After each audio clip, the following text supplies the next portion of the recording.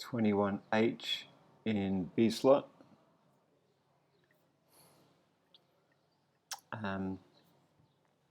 Yeah, good to see so much B slot again. As you know, I think it's going to be the making of you guys getting strong in your B slots, because most A slot stuff is looking good. A couple of things here. I really like it, Fred and Marconi, when you guys get the rotation. When there's too much of a forward move at the start of the block, it's a real it's a bit of an issue. But when you get the rotation, it's real nice. And then it's the timing at the start of the block and the build. So when we have a build like that, where you guys get the no contact and then picking up the grips, let's just go back and watch it. So it's good to do it from the H because it's such a simple random.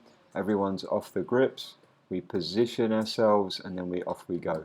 The only thing is, and it's consistent throughout, is we need to get this angle just a little bit more favoring so that Marconi can pick you up, Fred, because he's kind of reaching and it's moving away from him. You see that at the start of the move, and that's pretty consistent with it.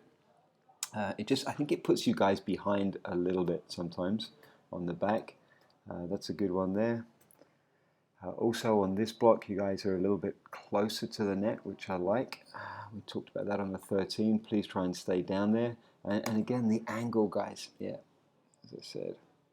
So we need to be putting stuff on the long axis. And so Fred, and I can see Marconi trying to get hold of that grip sooner because it's moving away from him. See that? And it's pretty consistent how that's moving away from him. And so now you guys are setting up for a very different shape.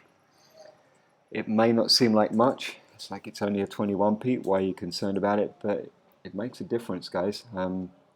So let's just look at the route map here. We in the H. We want to have Marconi doing a right 45-degree turn, Manuel doing a left 45, and then it wants to be building between them.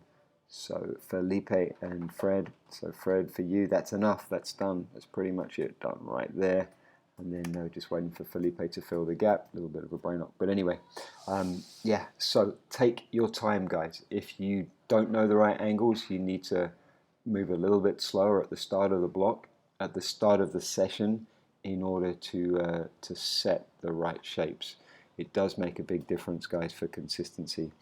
Can you see it? Look at it, that one as well. Look at the shape of the 21. I mean, it's a 21, but look at the beginning of the block. We cannot do blocks consistently from those shapes, and that's a bust as well.